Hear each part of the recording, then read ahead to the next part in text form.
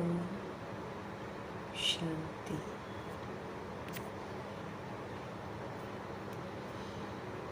ओम शांति।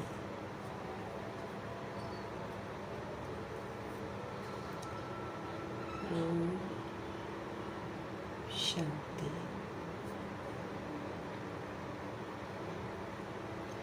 शांति के सागर परमपिता परमात्मा हम आत्माओं को स्मृति दिलाते हैं कि हम शांत स्वरूप आत्मा शांति धाम के रहने वाले हैं। शांति के सागर परमपिता परमात्मा की संतान है। सदा परमात्मा संग के रंग में रहकर हमें पुनः अपने इस शांत स्वरूप में लौटना है। लौटकर शांति का सहयोग देकर सभी आत्माओं को स्मृति दिलानी है कि वे भी शांत स्वरूप आत्मा है, शांति धाम की रहने वाली है और शांति के सागर परमपिता परमात्मा की संतान है। जगना है और सभी रूहों को जगाना है। इसको स्मृति में रखते हुए अपने पर अटेंशन देते हुए हमें स्व का भी कल्याण करना है और विश्व की सभी आत्माओं का कल्याण करना है।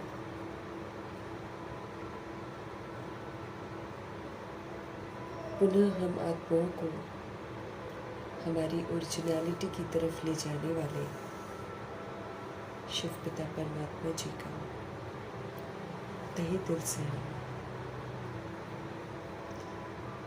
धन्यवाद करेंगे।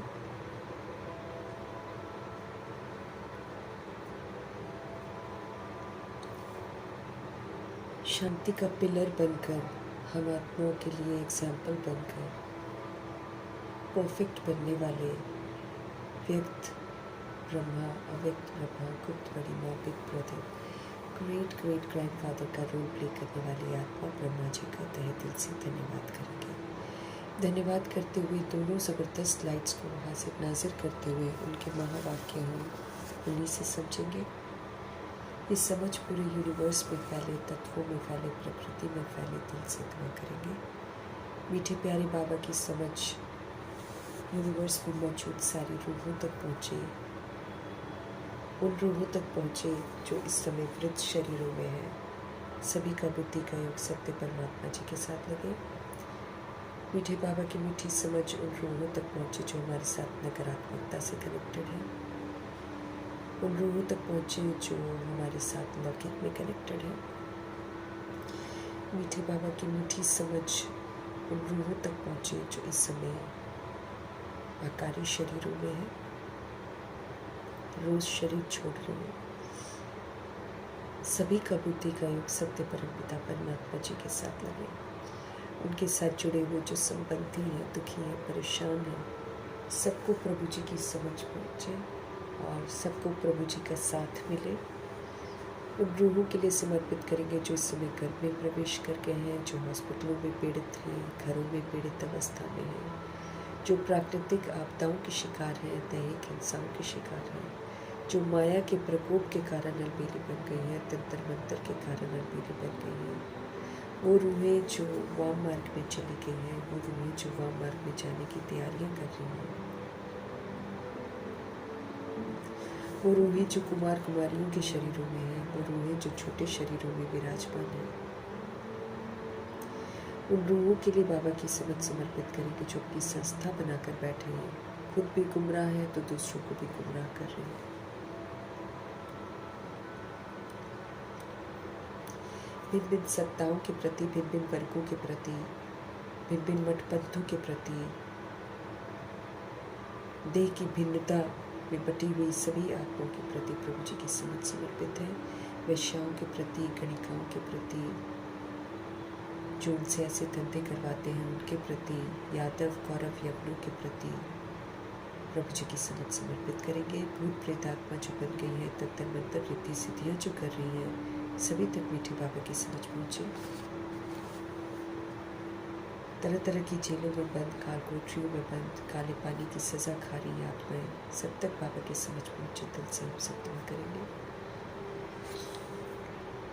वो रूहें जो हिंसात्मक बन गई हैं, जानवरों से भी बदतर बन गई हैं, ह्यूमन फ्लैश एनिमल फ्लैश खा रही हैं, अंग तस्करियाँ कर रही हैं, सभी रूहों तक बाबा की समझ पहुँचे। साहूकारी की नशे में जो धुत हैं, उन तक बाबा की समझ पहुँचे। जो फिल्म इंडस्ट्री की रूहें हैं, जो अंडरवर्ल्ड डॉन्स हैं, आतंकवादी हैं, सभी तक प्रभु जी की समझ पहुँचे। दिल से हम सब दुआ करेंगे। उन स्थानों तक मीठे बाबा जी की समझ पहुँचे जहाँ अभी तक पहुँची नहीं है, और अगर पहुँचती भी है तो आत्माएं सुनने के लिए तैयार नहीं है। जो तरह तरह के नशों में धुत हैं, सबके वो नशे उतर जाएं और ईश्वरीय नशा चढ़ जाए, ये भी हम दिल से दुआ करेंगे। इन्हीं दुआओं के साथ देखेंगे आज हमारे परमपिता परमात्मा हम आत्माओं को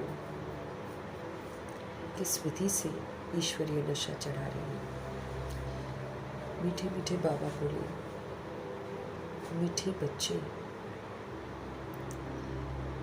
बाप आए हैं तुम्हें इस पाप की दुनिया से निकाल चैन की दुनिया में ले जाने के लिए। पाप की दुनिया बेचैनी की दुनिया है ये। तो मीठे प्यारे शिव बाबा आए हैं हम आत्माओं को इस पाप की दुनिया से निकाल कर चैन की दुनिया में ले जाने के लिए। पाप है तो यहाँ पर बेचैनी है, चिंताएं हैं, दुख है, अशांति है। तो इस पाप की दुनिया से निकाल कर अब हमको सत्युग में लेकर जाने वाले हैं। सत्युग चैन की दुनिया है, क्योंकि वहाँ सभी पुण्य आत्माएं हैं। तो ऐसी दुनिया में चलने के लिए हमें श्रीमत पर चलना है। बाप द्वारा तुम्हें सुख शांति की 2 सौगातें मिलती हैं। शिव बाबा पवित्रता के सागर आकर हम आत्माओं को समझ देते हैं कि अपवित्र बनकर हम सभी आत्माएं पाप आत्मा बन गए। तो बाबा हम आत्माओं को पाप की दुनिया से निकाल कर चैन की दुनिया में ले जाने के लिए आए हैं।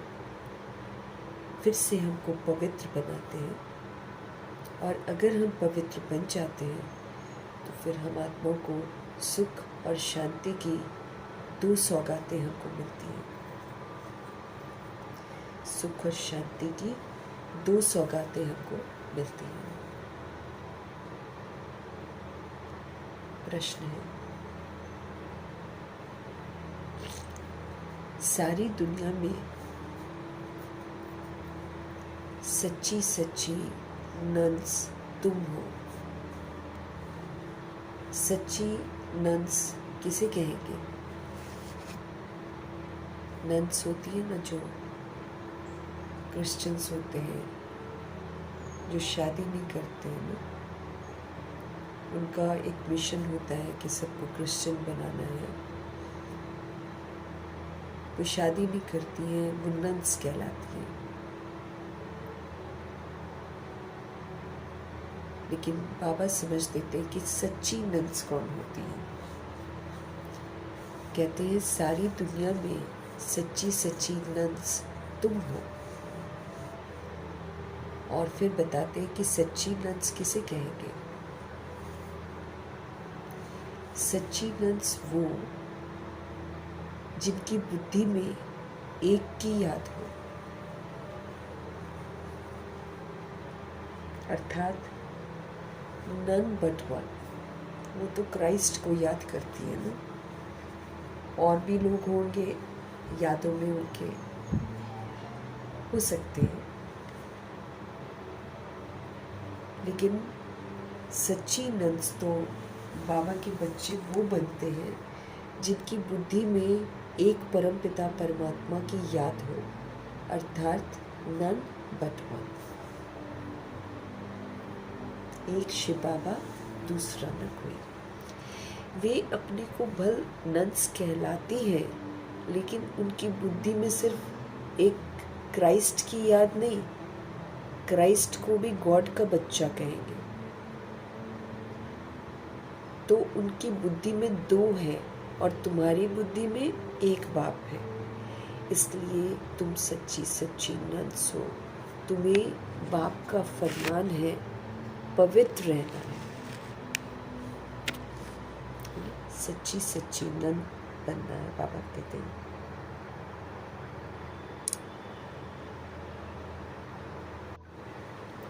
तो सच्ची नंस वो है जिनकी बुद्धि में एक की याद हो, एक परमपिता परमात्मा की याद हो, अर्थात नन बट वन।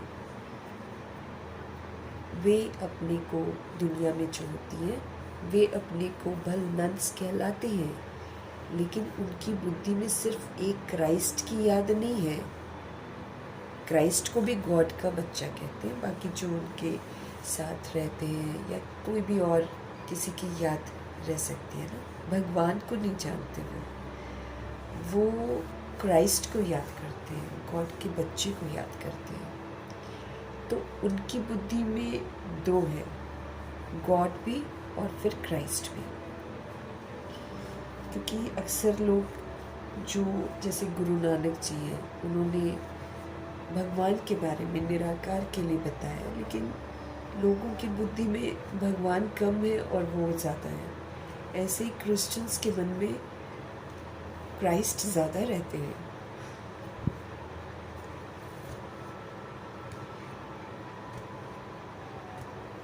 तो उनकी बुद्धि में सिर्फ एक क्राइस्ट की याद नहीं, क्राइस्ट को भी गॉड का बच्चा कहेंगे। तो उनकी बुद्धि में दो हो जाते हैं और तुम्हारी बुद्धि में एक बाप है, इसलिए तुम सच्ची सच्ची नंस हो। तुम्हें बाप का फरमान है कि तुमको पवित्र रहना है। तुम्हें बाप का फरमान है कि तुमको पवित्र रहना है।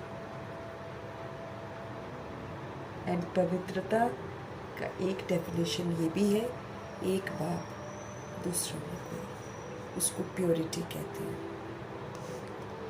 गीत है इस पाप की दुनिया से कहीं दूर ले चल, जहाँ सुख और चैन हो, ऐसा गीत है। मीठे मीठे रूहानी बच्चों ने गीत सुना। किसने सुना? हम रूहों ने सुना, आत्माओं ने सुना। आत्मा को परमात्मा नहीं कहा जा सकता है, मनुष्य को भगवान नहीं कह सकते। जैसे आत्मा को परमात्मा नहीं कह सकते हैं, ऐसे मनुष्य को भगवान नहीं कह सकते। अच्छा, अभी तुम हो ब्राह्मण, तो तुमको अभी देवता नहीं कह सकते हैं, क्योंकि अभी तो बन रहे हैं। तुमको अभी देवता नहीं कहा जा सकता है, तुम ब्राह्मण हो। ब्रह्मा को भी, जो प्रजापिता ब्रह्मा है, ब्रह्मा को भी देवता नहीं कहा जा सकता है, बल कहते हैं ब्रह्मा देवताय नमः, विष्णु देवताय नमः। परंतु ब्रह्मा जी में और विष्णु में बहुत फर्क है। विष्णु को देवता कहा जाता है, ब्रह्मा को देवता नहीं कह सकते। तो सूक्ष्म ब्रह्मा अलग है, लेकिन जो प्रजापिता ब्रह्मा जी पाठ बजाते हैं, उनको देवता नहीं कहा जाता, वो भी देवता बनते हैं।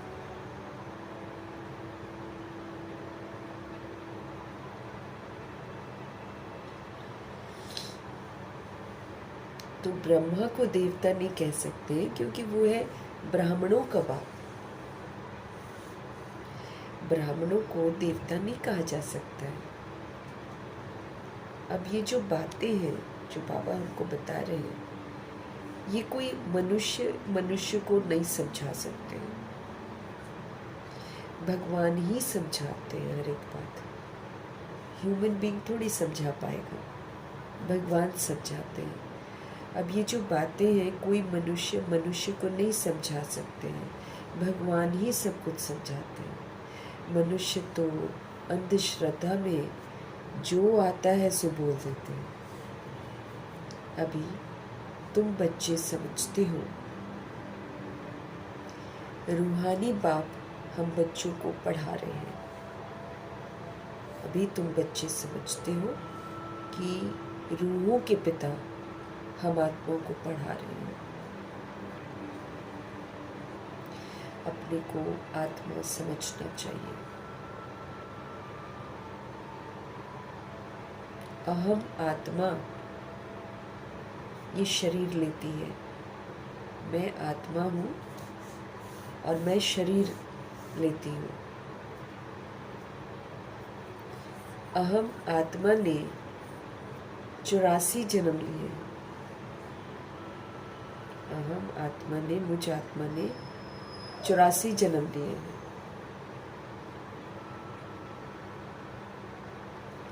जैसे जैसे हम कर्म करते हैं वैसे वैसे हमको शरीर मिलता है। जैसे जैसे कर्म करते हैं वैसे वैसे हमको शरीर मिलता है।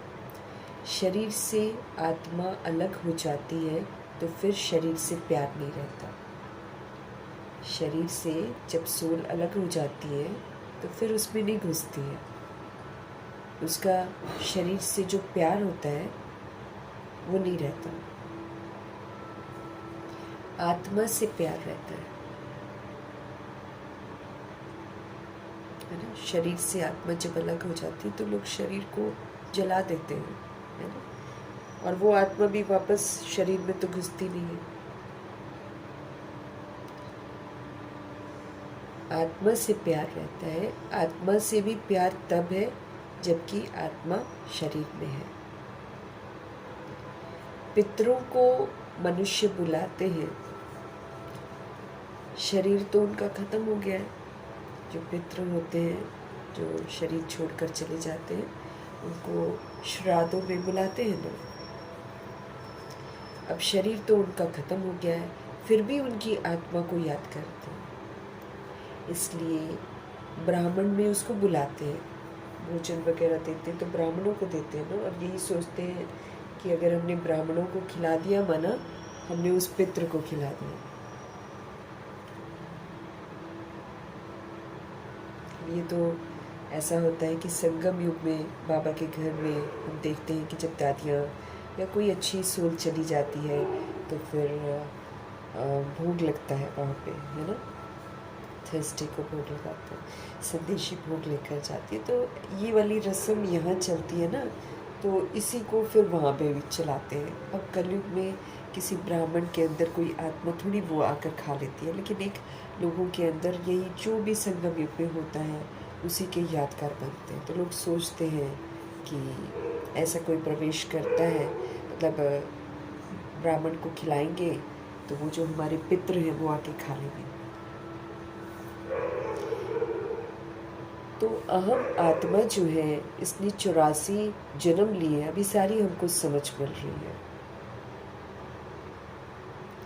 अभी तुम बच्चे समझते हो कि हम रूहों के पिता रूहानी बाप हम आत्माओं को पढ़ा रहे हैं। अपने को हमें आत्मा समझना चाहिए। अहम आत्मा ये शरीर लेती है। अहम आत्मा ने 84 जन्म लिए हैं। जैसे जैसे कर्म करते हैं वैसे हमको शरीर मिलता है। शरीर से जब सोल अलग हो जाती है तो फिर शरीर से प्यार ही नहीं रहता, आत्मा से प्यार रहता है। आत्मा में भी प्यार तब है जबकि आत्मा शरीर में होती है ना। जब वो शरीर से निकल जाती है तब कोई आत्मा दिखाई थोड़ी देती है। इसलिए फिर आत्मा जब शरीर से निकल जाती है तब भी आत्मा से प्यार तो कोई देखेगा तभी तो समझेगा ना। इसलिए बाबा हमको समझ दे रहे हैं कि शरीर से आत्मा अलग हो जाती है तो फिर तो शरीर से प्यार नहीं रहता है। आत्मा से एक्चुअली प्यार रहता है, शरीर से नहीं। आत्मा में भी प्यार तब है जबकि आत्मा शरीर में है। जब वो निकल गई तो रूह को पता ही नहीं है कि आत्मा निकली है, कहाँ गई है, ये मालूम ही नहीं होता। पितरों को लोग बुलाते हैं, शरीर तो उनका ख़त्म हो गया, फिर भी उनकी आत्मा को याद करते रहते हैं। इसलिए श्राद्धों में ब्राह्मणों को बुलाते हैं और फिर खिलाते हैं, कहते हैं फलाने की आत्मा आओ और ये भोजन आकर खाओ। या फिर जिस डेट को उस आत्मा ने शरीर छोड़ा होगा उस डेट को ऐसे भोजन खिलाते हैं। उस ब्राह्मण को बुलाएंगे और उनके नाम का भोजन कराएंगे। गोया आत्मा में अटैचमेंट रहती है, परंतु पहले शरीर में मोह था, वो शरीर याद आता था। ऐसे नहीं समझते कि हम आत्मा को बुला रहे हैं, वो तो निधारी जो था, जो रिश्ता था, उसको ही ऑफर करते हैं। दुनिया में किसी को ये थोड़ी मालूम है कि हम आत्मा को बुला रहे हैं। वो तो बाकायदा सोचते हैं कि हम उसके नाम का खिला रहे हैं। जो भी रूह उनके घर में रिश्ते में थी उस स्मृति से भोजन कराते हैं। बाबा कहते हैं शरीर तो उनका ख़त्म हो गया ना, फिर भी उनकी आत्मा को याद करते हैं, इसलिए ब्राह्मण में बुलाते हैं। कहते हैं फलाने की आत्मा आओ और ये भोजन आकर खाओ। गोया आत्मा में अटैचमेंट रहती है, परंतु बाबा कहते हैं पहले शरीर में मोह था, वही शरीर याद आता था। ऐसे नहीं समझते कि हम कोई आत्मा को बुला रहे हैं। आत्मा ही सब कुछ करती है बॉडी के थ्रू। आत्मा में ही अच्छे संस्कार हैं, आत्मा के अंदर ही बुरे संस्कार होते हैं। पहले पहले है देह अभिमान, फिर उसके बाद और विकार हमारे अंदर आते हैं। सबसे पहले हमारे अंदर देह को लेकर अभिमान आता है और फिर उसके बाद काम विकार, फिर क्रोध, फिर लोभ, फिर मोह, फिर अहंकार आता है। सबको मिलाकर कहा जाता है विकारी। जिसमें ये विकार नहीं है उनको कहा जाता है निर्विकारी। वो तो फिर सतयुग में होती है सोच। ये तो समझते हो कि बरोबर भारत में जब देवी देवता थे तो फिर उनमें दैवी गुण थे।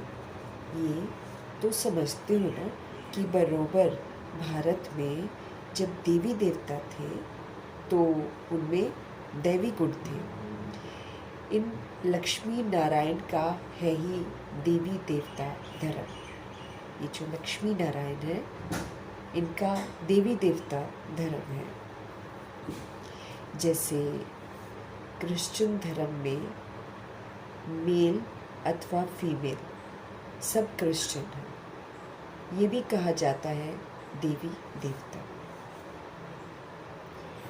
राजा रानी प्रजा सब देवी देवता धर्म के हैं, मतलब सबके अंदर दैवी गुण है। जैसे लक्ष्मी नारायण जी आएंगे, 108 आत्माएं आएंगी, साथ में 9 लाख प्रजा आएगी, सबके अंदर दैवी गुण होंगे। ऐसे ही सतयुग में नहीं जा सकते ना, तो 9 लाख प्रजा के अंदर भी दैवी गुण तो जरूर होंगे। तो ये भी कहा जाता है देवी देवता। राजा रानी प्रजा सब देवी देवता धर्म के हैं। ये बहुत ऊंच सुख देने वाला धर्म है, पवित्रता का धर्म, देवी देवता का धर्म, दैवी गुणों का धर्म, हमको बहुत सुख देने वाला धर्म है।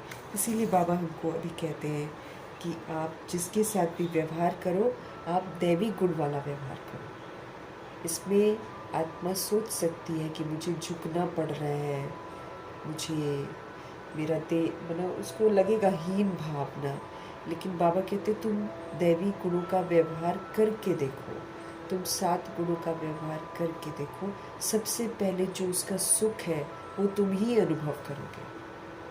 आज तक हम आसुरी गुणों को यूज़ करते आए हैं, तो आसुरी गुणों से दुखों की प्राप्ति होती है। लेकिन जब हम दैवी गुण यूज़ करते हैं तो फिर हमको सुख की प्राप्ति होती है, और फिर दूसरी सोल को भी सुख की प्राप्ति होती है। पहले हम दुख वाला व्यवहार करके दुख का लेन देन करते हैं, उसको दिया फिर वो भी मेरे को दुख देगा, ये दुखों का लेन देन होता है। लेकिन अब मुझे सुख का करना है। अब बाबा हमको सिखा रहे हैं कि तुम सुख दो। क्यों? क्योंकि हमको फिर से वो संस्कार अपने अंदर धारण करने हैं। तो यही एक विधि है कि हम उन दैवी गुणों को यूज़ करेंगे, वो मेरे व्यवहार में आएगा, तो वो मेरा एक संस्कार बन जाएगा। तो ये बहुत ऊंच सुख देने वाला धर्म है। बच्चों ने गीत भी सुना। ये आत्मा ने कहा कि बाबा हमें ऐसी जगह ले चलो जहाँ मुझे चैन और शांति हो। रियलाइजेशन सबको है कि ये पाप की दुनिया है, पाप हो रहे हैं, ये रियलाइजेशन सबको है। और हर आत्मा चाहती है कि अब हम इस पाप की दुनिया से, जब बहुत ज़्यादा दुखी होती है आत्माएं, तो इस तरह की पुकार करती है। भक्ति का गीत है तो डेफिनेटली दुखी होकर आत्माओं ने इस तरह के अवस्था को देखते हुए गीत बनाए हुए हैं।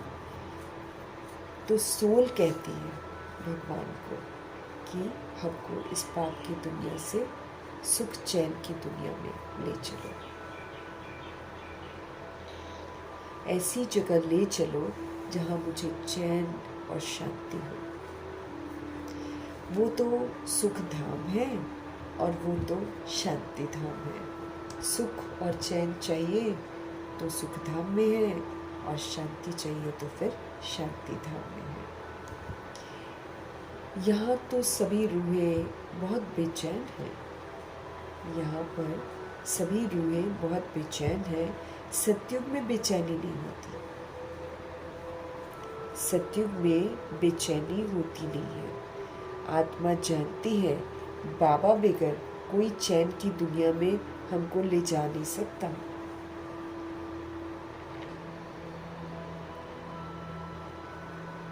आत्मा जानती है शिव बाबा के बिना हमको कोई भी चैन की दुनिया में ले नहीं जा सकता।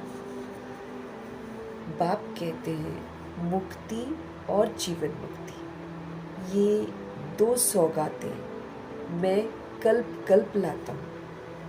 हमारे बाबा क्या कहते हैं? मुक्ति और जीवन मुक्ति, ये दो गिफ्ट हैं जो बाबा हमको संगम युग में, कलयुग के अंत में हमारे लिए लेकर आते हैं कि इसको तुम लो। अब मुक्ति जीवन मुक्ति गिफ्ट ज़रूर है बाबा का, लेकिन इस गिफ्ट को हमको लेना पड़ता है, बिना इसको लिए हमको नहीं मिलेगा। अर्थात अगर मुझे मुक्ति चाहिए, इज़्ज़त वाली मुक्ति चाहिए, यूँ तो सभी जाएंगे, लेकिन इज़्ज़त वाली मुझे मुक्ति चाहिए, तो फिर मुझे जीते जी शरीरी विदेही अवस्था बनानी है, निर्भय बनना है, निर्वैर, वैर सारे ख़त्म करने हैं। हमारे वैर जो है, हम एक दूसरे आत्माओं के साथ बंधनों में बंधे हुए हैं ना, कुछ डायरेक्टली तो कुछ इनडायरेक्टली। तो अब हमें आपस में ये जो वैर है इसको ख़त्म कर देना है, और ये एक ही विधि है ख़त्म करने की। अगर हम चाहें कि हम सुलह करें जाकर लोगों के साथ, तो हम कर सकते हैं क्या? करोड़ों की आबादी है। अब करोड़ों की आबादी के साथ हम सुलह कहाँ से कर सकते हैं कि चलो जी हम पैचअप करते हैं, हम जाकर बात करते हैं? ऐसे तो नहीं हो सकता ना। तो हम सभी आत्माएं अपने पवित्र स्वरूप में लौटे, हम अपने सतोगुणी स्वरूप में लौट जाएं। मतलब हमारा जो स्वरूप है वो पवित्र बन जाए, सुख का बन जाए, शांति का बन जाए, प्रेम का बन जाए, आनंद का बन जाए, है ना, शक्तियों का बन जाए, समझ का बन जाए। जब हमारा स्वरूप ऐसा बन जाएगा तो फिर पूरे वर्ल्ड में वो रेडिएशन होगी, चारों तरफ फिर वो रेडिएट होगा, फिर सबको मतलब उसका अनुभव होगा। मैंने अपना सहयोग सारी सोल्स को दे दिया, मेरे बंधन, मेरी रस्सियाँ खुल गई, तो मैं उड़ जाऊंगी ऊपर। नहीं तो जो हमारे हिसाब किताब हैं वो फिर हमको बांध के रखेंगे, फिर धर्मराजपुरी में सजाओं से हम मुक्त होंगे। बाकी जीवन मुक्ति है, उसके लिए बाबा की शर्त है कि घर में रहते हुए ट्रस्टी बनकर पाठ बजाओ, ट्रस्टी बनकर श्रीमत पर चलो, ट्रस्टी बनकर जो भी संबंध संपर्क में रूहे हैं सबको प्रभु की अमानत समझो, और फिर सारे देह के जो दाग लग रखे हैं, हम ये हैं हम वो हैं, उसको मिटाओ, फ्लॉलेस बनो, क्योंकि तभी हम फ्लॉलेस बनेंगे। देह के साथ हमारे अंदर सारे फ्लॉ आ जाते हैं, कमी कमज़ोरियाँ आ जाती हैं, अवगुण आ जाते हैं। तो मुझे फ्लॉलेस बनना है फिर से, तो मुझे देह के भान अभिमान लेबल्स को हटाना पड़ेगा ना, तो मुझे फ्लॉलेस बनना है। फिर मुझे सारे गुणों से संपन्न बनना है। उसके लिए फिर मुझे, जो बाबा भी बोलते हैं कि सबको दैवी गुणों का सहयोग दो, तो तुमको कितना सुख अनुभव होगा। तो सर्व गुणों से संपन्न बनना है, 16 कला संपूर्ण बनना है। फिर मुझे संपूर्ण निर्विकारी बनना है, किसी भी तरह का विकार मेरे अंदर नहीं होना चाहिए, संपूर्ण निर्विकारी बनना है। फिर मर्यादाओं की लकीर के अंदर रहकर मुझे मर्यादा पुरुषोत्तम बनना है। फिर मुझे किसी भी तरह की हिंसा नहीं करनी है, तो मुझे संपूर्ण अहिंसक बनना है। ऐसे करके मुझे ये जो विशेषताएं हैं, जब मैं प्रैक्टिकल में यहाँ पर धारण करूँगी, तब जीवन में रहते मुक्त अवस्था का हम अनुभव करेंगे। जीवन में रहते मुक्त अवस्था के संस्कार मुझे बनाने हैं, लंबे समय के बनाने हैं बाबा कहते हैं, क्योंकि वो 2500 वर्ष की राजधानी है। तो 2500 वर्ष की राजधानी का जो वर्षा हम कमाएंगे, वो 1 या 2 दिन जीवन मुक्त रहकर थोड़ी बनाएंगे, वो तो फिर पूरा जीवन मुक्त रहना पड़ेगा, तब जाकर जीवन मुक्ति के संस्कार हमारे बनेंगे। तो शिव बाबा कहते हैं मुक्ति और जीवन मुक्ति, बाबा ये 2 सौगातें लेकर हमारे लिए आए हैं। अब इन 2 सौगातों को अपनी मुक्त और जीवन मुक्त अवस्था बनाकर मुझे कमाना है, तब ये मुझे कमाई मिलेगी गिफ्ट के रूप में। परंतु अब यहाँ हम सूक्ष्म कमाते हैं ना, वहाँ पर मुक्ति जो है वो शांति की दुनिया है, और जीवन मुक्ति जो है वो हमारी जो सुख की अवस्था, असीम सुख की अवस्था है, वो जो है अभी जो है हम सूक्ष्म करते हैं, है ना। तो ये जीवन मुक्त अवस्था जब हम यहाँ पर सूक्ष्म करते हैं, वहाँ पर सतयुग, फिर सोने के महल, सारी फैसिलिटीज़, हीरे जवाहरात, सब कुछ उपलब्ध होता है। वो स्थूल प्रारब्ध है, यहाँ उसको सूक्ष्म में हम प्राप्त करते हैं। तो मुक्ति और जीवन मुक्ति, ये 2 सौगातें मैं कल्प कल्प लाता हूँ, परंतु तुम तो भूल जाते हो। ड्रामा में भूलना ही है, सब भूल जाए तब तो मैं आऊँ ना। ये भूलना भी फिर बाबा कहते हैं वरदानी बन जाता है। एक हमको पुराना याद नहीं रहता, वो वाला भूलना होता है, और एक जब अभी हम भूलते हैं, बिल्कुल गिर जाते हैं, पूरी तरह विस्मृत हो जाते हैं, तब शिव बाबा हमको मिलते हैं। अगर हम भूले ही नहीं तो शिव बाबा आए क्यों? अगर हम दुखी ना हुए तो फिर शिव बाबा आए क्यों हमको दुखों से छुड़ाने के लिए? तो इनडायरेक्टली या कहीं ना कहीं हम देखेंगे तो सब कुछ बहुत कल्याणकारी है। हम फिर से प्योर बनते हैं, आत्मा भी प्योर एंड बॉडी भी प्योर बनती है। ड्रामा में भूलना ही है, बाबा कहते हैं सब कुछ भूल जाए तब तो हमारे शिव बाबा आए। अभी तुम ब्राह्मण बने हो, तुमको निश्चय है कि हमने 84 जन्म लिए हैं। जो पूरा ज्ञान नहीं उठाएंगे वो फिर पहले नई दुनिया में भी नहीं आएंगे। स्पष्ट कर रहे हैं बाबा कि अगर हम पूरा ज्ञान नहीं उठाएंगे, अर्थात पूरा ज्ञान धारण नहीं करेंगे, उठाना मीन्स व्हाट, जैसे बाबा हमको बोलते हैं कैच करो, क्या कैच करो। अब बाबा तो हमको बोल देते हैं कि तुम सतोगुणी आत्मा हो, तुम सतयुगी देव आत्मा हो, है ना, तुम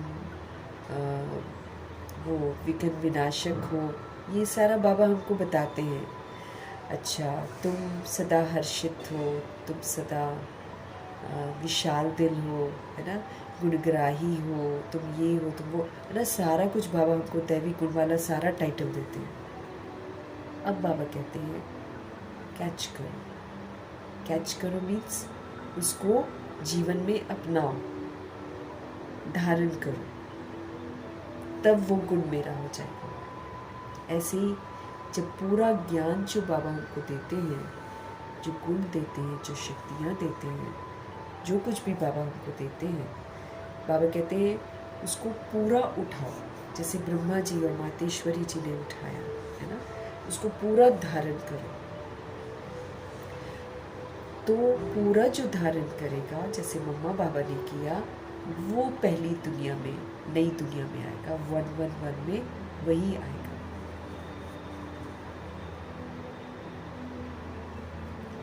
जो पूरा ज्ञान नहीं उठाएगा वो फिर पहली नई दुनिया में भी नहीं आएगा।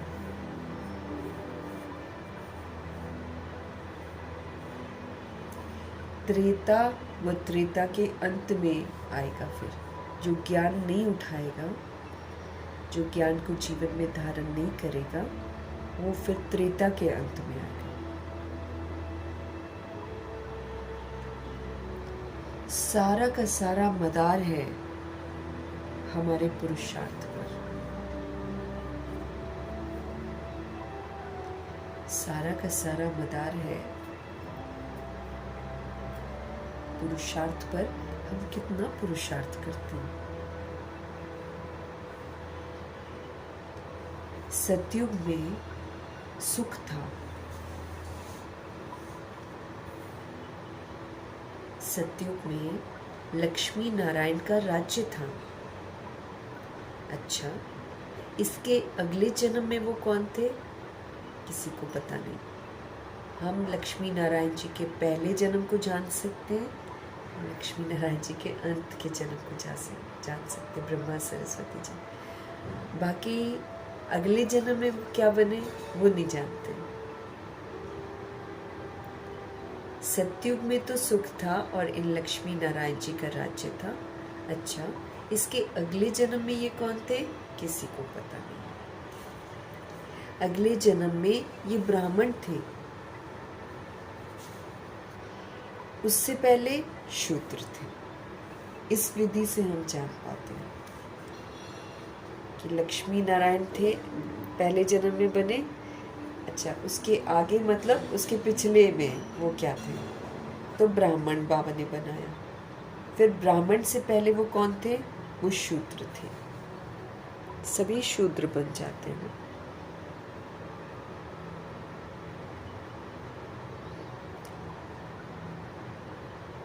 वर्णों पर तुम अच्छी रीति समझा सकते हो। जैसे लक्ष्मी नारायण जी का एग्जाम्पल लेकर हम कह सकते हैं कि पहले वो देवता वर्ण में थे, फिर वो क्षत्रिय वर्ण में पुनर्जन्म लेकर आए, क्योंकि फिर वो त्रेता युग में आ गए। फिर वो वैश्य में आए, द्वापर युग में आए। वहाँ द्वापर युग में वैश्य मतलब व्यापारी बुद्धि हो जाता है। सतयुग में देने वाला होता है, सबको देते जाओ ना। त्रेता युग में लेते तो नहीं हैं, लेकिन फिर भी नीचे अवस्था हो जाती है। और सतयुगी तो सिर्फ देता ही देता है संगम युग में ना, इसलिए वो वहाँ पर भी दाता है। त्रेता युग में तो युद्ध होता है तो थोड़ा सा कम हो जाता है। तो त्रेता युग में आए, फिर द्वापर युग में वैश्यवंशी बनते, व्यापारी बुद्धि बनते, और जब हम इसमें आते हैं कलयुग में तो बिल्कुल शूद्र हो जाते हैं। फिर मांगने वाला एटीट्यूड रहता है हमेशा, ऐसा हो जाए हमको मिल जाए। मांगते ही तो रहते हैं ना सारी दुनिया। तो अगले जन्म में ये ब्राह्मण थे, उससे पहले शूद्र थे। फिर बाबा वर्णों के बारे में हमको बोलते, तो वर्ण तो फिर देवता वर्ण, क्षत्रिय वर्ण, वैश्य वर्ण, शूद्र वर्ण, और फिर बाबा जी आकर फिर से ब्राह्मण बनाते हैं और फिर से सोल फरिश्ता बनती है, देवता बनती है।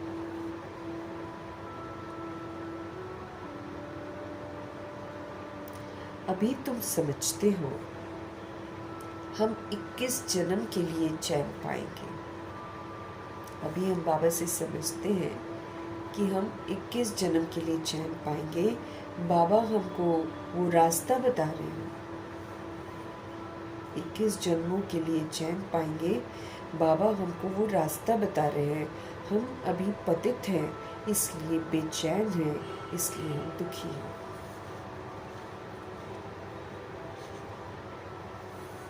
अभी तुम समझते हो कि हम 21 जन्म के लिए चैन पाएंगे, है ना। बाबा हमको वो रास्ता बता रहे हैं। हम अभी पतित हैं, इसलिए हम बेचैन हैं। बेचैन हम तब तक रहेंगे जब हम पतित हैं, दुखी हैं। जहाँ चैन हो उसको सुख और शांति कहते हैं। तो अब तुम बच्चों की बुद्धि में ये ड्रामा जो है, आदि कैसे शुरू हुआ, पवित्रता से शुरू हुआ, कैसे फिर मध्य द्वापर में देह का भान आ गया, जो फिर देह के अभिमान में बढ़ता चला गया, और फिर अंत में हम बिल्कुल शूद्र बन गए। फिर बाबा जी आते हैं और फिर हम आत्मा को सही रास्ता दिखाते हैं। समझते हो बरोबर सतयुग में भारत कितना सुखी था। समझते हो सतयुग में भारत कितना सुखी था। दुख अथवा बेचैनी का नाम ही नहीं था। अभी तुम पुरुषार्थ कर रहे हो, किस लिए? स्वर्ग में जाने के लिए। अभी तुम बने हो ईश्वरीय संप्रदाय के। कहते हैं ना, पाप आत्मा।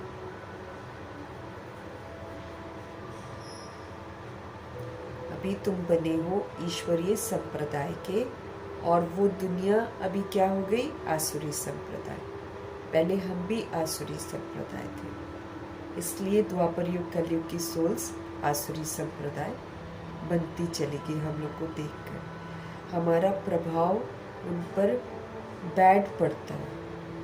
देवकुल की आत्मा का थोड़ा सा बैड होता है, लेकिन जो कलयुग में आती है सोल, उस पर इस बैड का बहुत बैड प्रभाव पड़ता है, जो कि हम आज देख सकते हैं।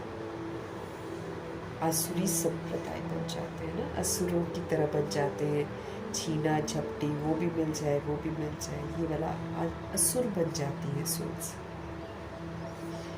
पाप आत्मा कहा जाता है उनको। आत्माएं अनेक हैं और परमात्मा एक है।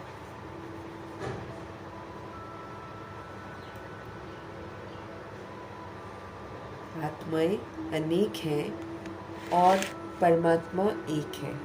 सब ब्रदर्स हैं, सब परमात्मा तो हो नहीं सकते। सब ब्रदर्स हैं, लेकिन सब परमात्मा तो नहीं हो सकते हैं। इतनी थोड़ी सी बात भी मनुष्यों की बुद्धि में नहीं है।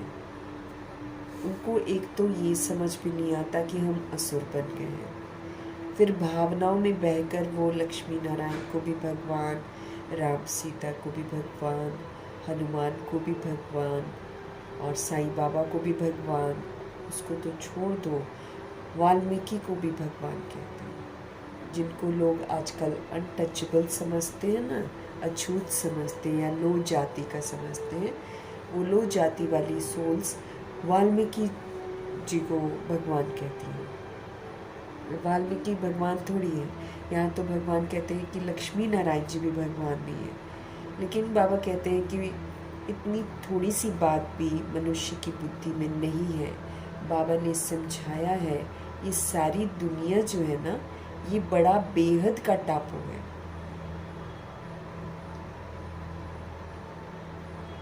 दुनिया वाले टापू तो छोटे छोटे टापू होते हैं, लेकिन ये तो बेहद का है। इस बेहद टापू पर रावण का राज्य है। वो तो छोटे छोटे टापू है ना, अंडमान और निकोबार आइलैंड जैसे होता है ना, वो तो छोटा है, ये तो बेहद का है। वो छोटे छोटे टापू होते हैं। इस बेहद टापू पर रावण का राज्य इस समय चल रहा है। इस समय दे अभिमान हावी है। इसमें जो बाहुबल वाले हैं, जो बाहरी बल धारण कर, वो यहाँ पर राज्य कर रहे हैं जबरदस्ती बाहुबल के आधार पर। इस बेहद टापू पर रावण का राज्य है। इन बातों को मनुष्य नहीं समझते हैं। वो तो सिर्फ कहानियाँ सुनाते रहते हैं। वो तो सिर्फ कहानियाँ सुनाते रहते हैं। कहानी को ज्ञान नहीं कहा जाता है। कहानी को ज्ञान नहीं कहा जाता है। उनसे मनुष्य सद्गति को नहीं पा सकते हैं। दुनिया में तो रामायण सुना देंगे और महाभारत की कहानियाँ सुना देते हैं। अभी देखो सीरियल्स भी बनते हैं, उसको लोग सुनते हैं और सत्य समझते हैं, है ना। फिक्शन लिखा हुआ है ये कोई नहीं देखता है। शुरू में जब वो लोग सीरियल्स दिखाते हैं, चाहे महाभारत दिखाएं चाहे रामायण दिखाएं, जो बनाते हैं ना, वो शुरू में ज़रूर लिख देते हैं कि ये एक फिक्शन है, मतलब ये एक काल्पनिक कथा है। लेकिन जो काल्पनिक कथाएं लिखता है ना, उसको भी समझ में नहीं आता कि मैं क्या लिख रहा हूँ। बस लिखते हैं, कहीं जहाँ पढ़ा होगा ना, जहाँ लिखा होएगा वहाँ लिखा होएगा ना फिक्शन, बस यूँ ही लिख देते हैं फिक्शन। बाबा कहते हैं वो तो सिर्फ कहानियाँ ही सुनाते रहते हैं। अब कहानी को ज्ञान थोड़ी कहा जाता है। उनसे मनुष्य सद्गति को नहीं पा सकते। कहानी सुनकर हम सद्गति नहीं पा सकते।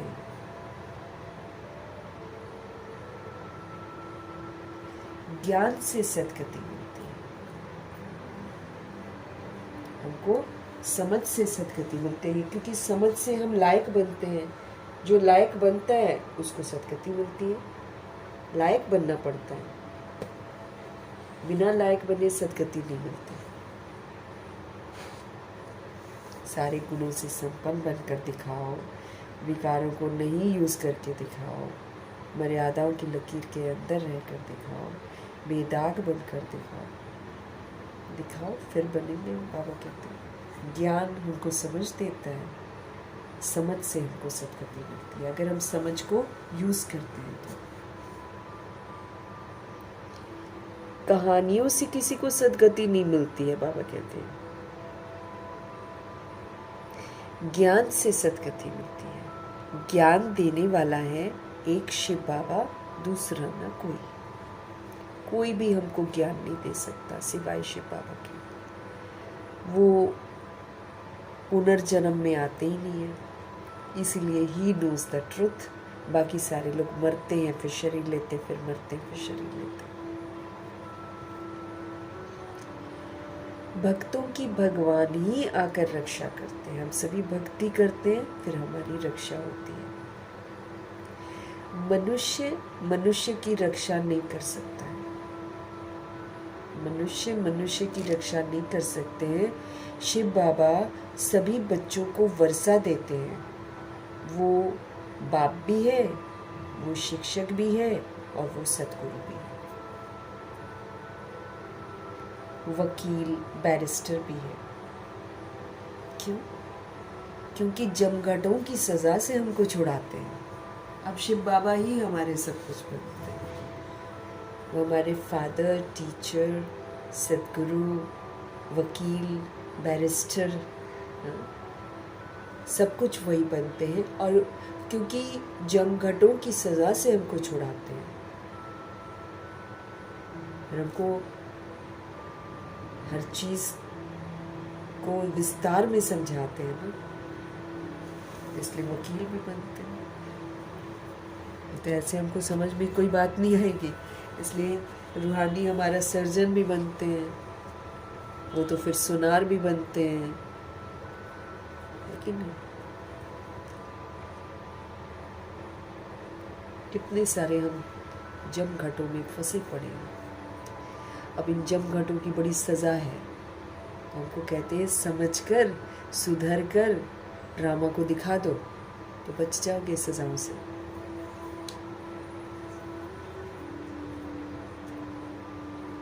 सतयुग में कोई भी जेल में नहीं जाएंगे, कर्म ही सब सारे अच्छे कर्म करके अच्छे संस्कार लेकर वहां जाते हैं, तो वहां कोई उल्टा कर्म करता ही नहीं है। यहाँ तो उल्टा कर्म करते हैं, इसलिए पर जेल भी बनी हुई है ना। यहाँ तो गर्भ जेल भी है, जो हमारी कर्मों की सज़ा हम भुगतते हैं, और बाकी जो दुनियावी जेल है। लेकिन आजकल कलयुग की जेल में बहुत सारे जिसने कुछ किया भी नहीं होता है उसको भी अंदर करते हैं, और ये अंतिम समय है कलयुग का, इसीलिए ज़्यादातर वो लोग जो जिनका कसूर नहीं होता वो अंदर हैं, और जिनका कसूर होता है वो खुलेआम घूम रहे हैं। ये कलयुग की अंतिम निशानी है, ये अत्याचार पाप की अंतिम निशानी, क्योंकि घड़ा भर रहा है, पाप का घड़ा भरेगा। बाबा कहते तभी तो फूटेगा, भरेगा नहीं तो फूटेगा कैसे।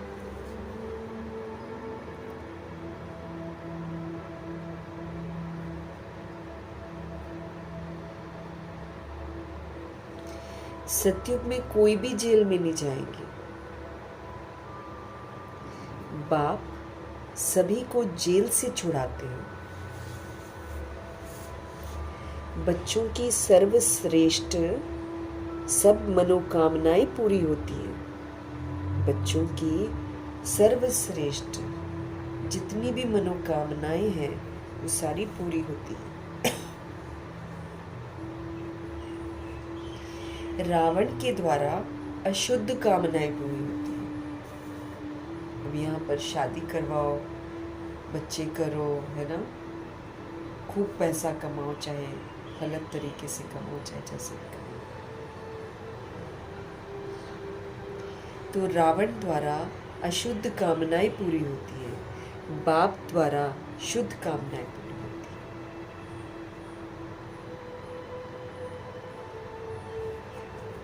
बाबा को सुख, शांति, सत्यता, दिव्यता, चैन ये सब देते हैं, अच्छा अच्छा।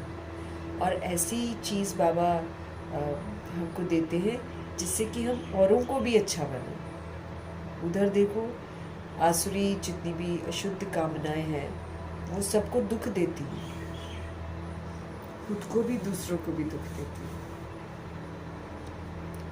तो बाप द्वारा शुद्ध कामनाएं पूरी होती हैं।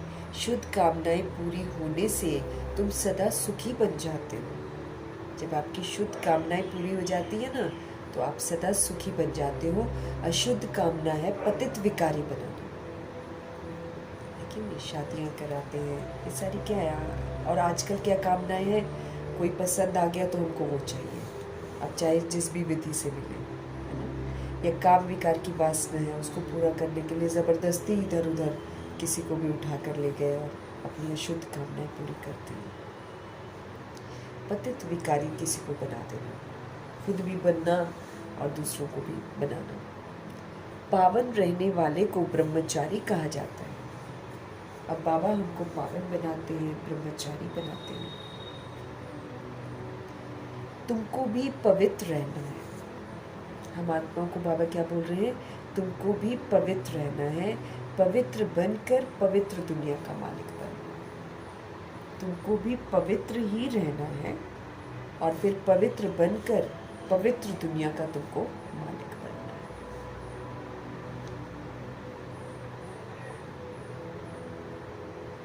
जब हम यहाँ पर पवित्र बन जाएंगे, जब हम यहाँ पर सबूत देंगे प्योरिटी का, संपूर्ण प्योरिटी का, है ना, तब हमको पवित्र दुनिया का मालिक बनाया जाएगा। नहीं तो नहीं बनने दिया जाएगा ना। सब कुछ ऐसा कोई पक्षपात नहीं है, हम सभी आत्माएं अपने आप फिक्स करते हैं ना। तो अशुद्ध कामना है पतित विकारी बनना। पावन रहने वाले को ब्रह्मचारी कहा जाता है। तुमको भी पवित्र रहना है, फिर पवित्र बनकर पवित्र दुनिया का मालिक बनना है। पवित्र बनेंगे, फिर पवित्र दुनिया का मालिक बनेंगे। पतित से पावन हमको एक बाप ही बनाते हैं और कोई नहीं बना सकता है। साधु संत आदि ये तो विकार से पैदा होते हैं, ये कहाँ से हमको पावन बना सकते हैं। देवताओं के लिए ऐसे थोड़ी कहेंगे कि वो विकार से पैदा होते हैं, वो तो योग बल से नीचे आती है रूह। वहाँ विकार होते ही नहीं है, वो है ही एकदम प्योर दुनिया, पावन दुनिया। लक्ष्मी नारायण ये दोनों संपूर्ण निर्विकारी थे। भारत पवित्र था। लक्ष्मी नारायण संपूर्ण निर्विकारी थे, इनमें एक भी विकार नहीं था, और उस समय भारत पवित्र था।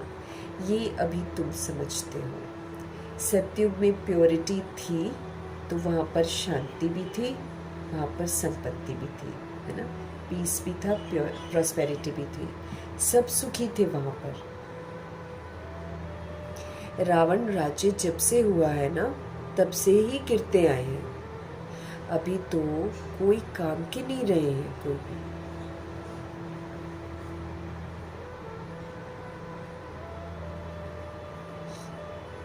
सतयुग में प्योरिटी थी तो पीस प्रॉस्पेरिटी थी, सब वहां पर सुखी थे। रावण राज्य जब से हुआ है ना, तब से गिरते आए हैं। अभी तो बाबा कहते कोई काम के नहीं रहे हैं, एकदम कौड़ी मिसल बन गए हैं सब। कौड़ियों के भाव देखो कैसे मौतें होती हैं। कोई कहाँ गिरा है, कोई कहाँ गिरा है, कोई दबा हुआ है, किसी को बीमारी हो रही है, कैसे कैसे मौतें हो रही हैं। कौड़ी मिसल बन गई है। अब फिर हीरे मिसल बाप द्वारा हम सब बनते हैं। अब बाबा फिर से हमको हीरा बनाते हैं, आत्मा को हीरा बनाते हैं, बेदाग बनाते हैं। उस पर बहुत सारे दागों की परत चढ़ी हुई है। दाग मैंपन के, दाग देभान के, दाग देह के अभिमान के, दाग देह के लेबल्स के, तरह तरह के लेबल्स होते हैं ना, वो दाग लग रखे हैं। अब फिर हीरे मिसल बाप द्वारा बनते हो। भारत जब सतयुग था तो हीरे जैसा था, अब तो कौड़ी मिसल भी नहीं है। हाँ, वो सोने का सब कुछ है ना, जिसके लिए सोने की चिड़िया कहते हैं। आप देखो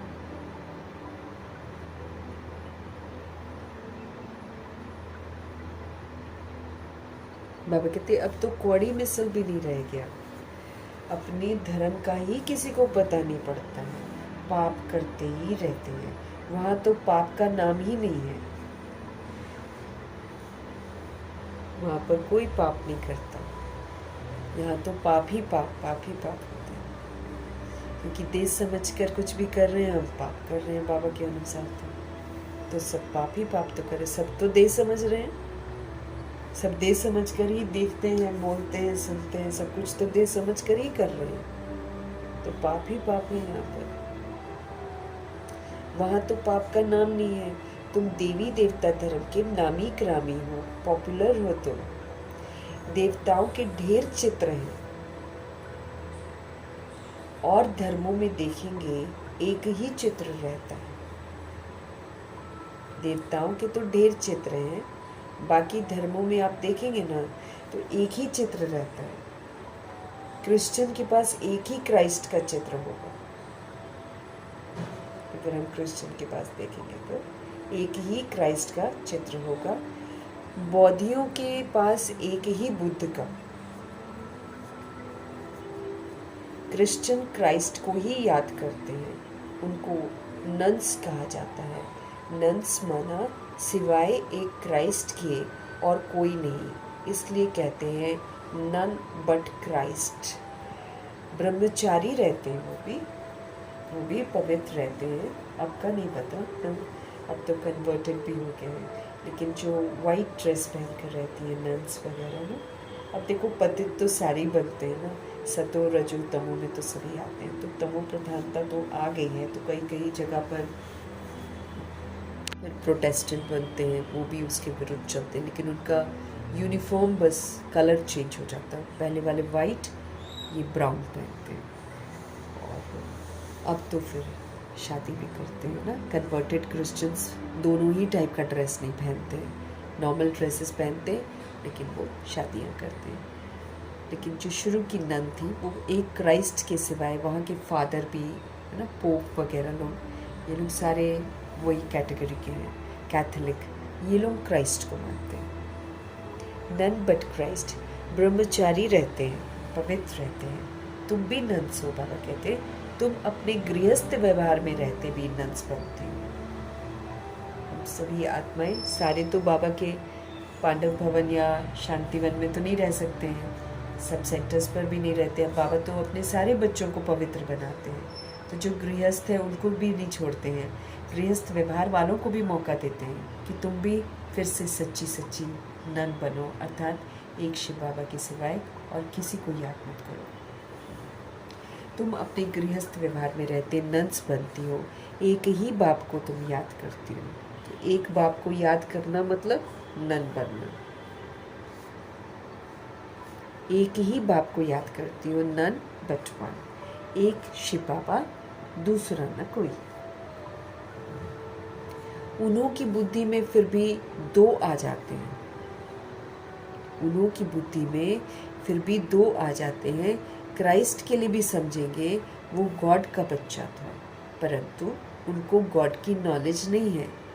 क्राइस्ट के लिए भी समझेंगे कि वो गॉड का बच्चा था, परंतु उनको गॉड का नॉलेज नहीं है। अगर नॉलेज होता तो सारे वो बताते ना, बस उन्होंने ये बोला कि गॉड इज़ लाइट, है ना, बाकी और कुछ नहीं बता पाए कि ऊपर रहते हैं, ऐसे रहते हैं। जितना ये रूहें बाबा की अव्यक्त बाप दादा की सभा में जाकर कैच करती हैं गुरु नानक जी की और क्राइस्ट की, उतना ही ये लोग बता पाते हैं।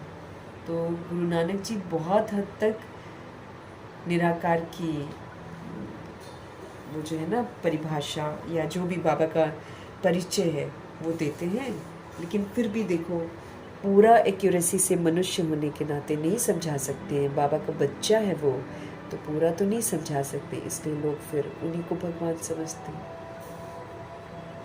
पूरा स्पष्टीकरण नहीं, लेकिन फिर भी बहुत हद तक सारा मूल मंत्र निराकार के ऊपर है, जप साहेब निराकार के ऊपर है, सुखमनी साहेब सब निराकार के ऊपर है कि एक का नाम जपो तो सुखों की मणि मिलेगी। वो सुख धाम की बात कर रहे हैं, लेकिन लोग सोचते हैं पैसा आ गया ना, तो पैसा कमाने को वो ये समझते हैं कि हम, लेकिन फिर उसमें भी गुरुओं को मानते हैं सिख लोग, निराकार को नहीं पकड़ते हैं जिनकी महिमा की जा रही है। तो क्राइस्ट के लिए भी समझेंगे वो गॉड का बच्चा था, परंतु उनको गॉड की नॉलेज नहीं। तुम बच्चों को नॉलेज है, सारी दुनिया में ऐसा कोई नहीं जिसको परमात्मा की नॉलेज हो। सारी दुनिया में ऐसा कोई नहीं है जिसको परमात्मा की नॉलेज हो। परमात्मा कहाँ रहते हैं, परमात्मा कब आते हैं, उनका क्या पाठ चलता है, कोई नहीं जानता है। भगवान को जानी जानन हार कहते हैं, भगवान को जानी जानन हार कहते हैं। समझते हैं वो हमारे दिल की बात को जानते हैं। ऐसा लोग सोचते हैं कि सबके दिल की बात को जानते हैं। अब दिल तो खिचड़े वाले हो गए हैं, तो भगवान क्यों जाने दिल की बातें, है ना। भगवान को जानी जानन हार कहते हैं। समझते हैं वो हमारे दिल की बात को जानते हैं।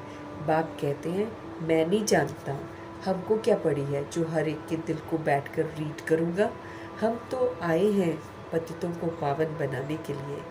अगर कोई पवित्र नहीं रहते हैं, अगर झूठ बोलते हैं, तो फिर नुकसान किसको पहुंचाएंगे। हम अपने आप को ही नुकसान पहुंचाएंगे ना। अगर हम अभी भी अपने आप को शरीर समझेंगे और शरीर समझकर चलते रहेंगे और शरीर समझकर ही सब कुछ बोलेंगे सोचेंगे, तो क्या कर रहे हैं? झूठ बोल रहे हैं।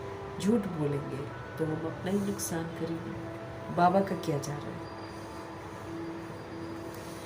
वो तो रहम करते हैं, वो जानते हैं कि इनको सज़ा बहुत मिलेगी, ये रोएंगे, कराएंगे, इसलिए बाबा हमको बार बार समझाते रहते हैं। तो बाबा बोलते हैं अगर आप पवित्र नहीं रहते हो, अब पवित्र रहना बहुत गहरा विषय है ना। पवित्रता एक बाप दूसरा न कोई। तुमको देखना मेरी यादों में सारा दिन बाबा रहते हैं, दैट इज़ प्योरिटी ना। तो फिर अगर हम पवित्र नहीं बनते हैं, अगर हम झूठ बोलते हैं, तो नुकसान किसको होगा? मेरे को ही होगा। गाया हुआ है देवताओं की सभा में असुर जाकर बैठते थे। जैसे बाबा के घर में है ना, जैसे इंद्रप्रस्थ है वो, तो अगर हमारे अंदर में आसुरी व्यवहार है तो और हम मधुबन चले जाते हैं, तो फिर हम क्या करते हैं? तो देवताओं की सभा में असुर जाकर बैठते हैं। कई लोग विकार में जाते हैं, लेकिन फिर भी वहाँ चले जाते हैं, बताते नहीं है सच, है ना। वो सोचते कौन देखता है ऐसा। अब पता नहीं, सबकी अपनी अपनी सोच होती होगी ना, या इस बात पर होता होगा कि कितना भी आत्मा ढकी हुई है पापों से, इसलिए उसको पता नहीं चलता है ना। क्योंकि बाबा कहते हैं ना, जब पत्थर बुद्धि बनते हैं तो समझ नहीं पाते हैं कि हम रॉन्ग कर रहे हैं, तो झूठ बोलते हैं तो नुकसान अपने को पहुंचाएंगे ना। गाया हुआ है देवताओं की सभा में असुर जाकर बैठते थे, वहाँ अमृत बांटा जाता था। कोई विकार में जाकर फिर छिपकर बाबा के घर में आकर बैठते हैं, तो वो असुर हुए ना, बाबा कहते हैं। अब तुम पवित्र रहते नहीं हो और घर में तुम अपवित्र बनते हो और फिर मधुबन भी चले जाते हैं, है ना। ऐसा होता है ना, कई आत्माएं ऐसा करती हैं। कई तो जाने के पहले कुछ समय तक पवित्र रहती हैं क्योंकि फॉर्म भरना होता था, फिर वहाँ जाकर आकर फिर पतित बन जाती थी। तो ऐसे नहीं करना है ना हमको, तो फिर इसकी हमको सज़ा मिल जाती है। तो बाबा कहते हैं अगर कोई विकार में जाता है और फिर छिप कर आकर बैठता है, मतलब बताता नहीं है, तो वो असुर हुआ ना। आप पे ही अपना मर्तबा भ्रष्ट कर देंगे। ऐसे करेंगे तो हम आप पे ही अपना मर्तबा भ्रष्ट कर देंगे। हर एक आत्मा को अपना अपना पुरुषार्थ करना है, नहीं तो अपना ही सत्यानाश करते हैं। अपना अपना हमको पुरुषार्थ करना है, नहीं तो हम अपना ही सत्यानाश करते हैं। बहुत ऐसे हैं जो छिप कर बैठ जाते हैं, कहते हैं हम विकार में थोड़ी जाते हैं, परंतु विकार में वो लोग जाते रहते हैं। नहीं समझ में आता होगा, है ना, तभी तो करते हैं ऐसा काम। कई परखने के लिए भी आ जाते हैं। जब दादियाँ थी तब भी आ जाते थे, बाबा नहीं आते थे, है ना। अव्यक्त बाप दादा एक समय में आ ही नहीं रहे थे। तो प्रकाशमणि दादी ने गुलजार दादी से पूछा कि भाई क्यों नहीं आ रहे बाबा, आओ ना आओ ना। अब इतने सारे लोग जगह जगह से जाते हैं, तो दादियों को तो हमेशा रहता था ना कि बाबा मिलन ज़रूर होना चाहिए। तो दादी फिर वतन में बाबा से पूछा कि आप क्यों नहीं आ रहे हो। तो कोई गंदा ही होगा ना ज़्यादा, जिसकी वजह से बाबा नहीं आ रहे थे। बाबा ने बता दिया कि सभा में बैठे हुए आजमाने के लिए आए हुए थे वो लोग। तो बाबा को तो पता चल गया कि तो आजमाने के लिए आए हैं, कि पता चलता है कि नहीं चलता। तो वो आजमाने के लिए बैठे हुए थे, और लेकिन भिखारी थे वो।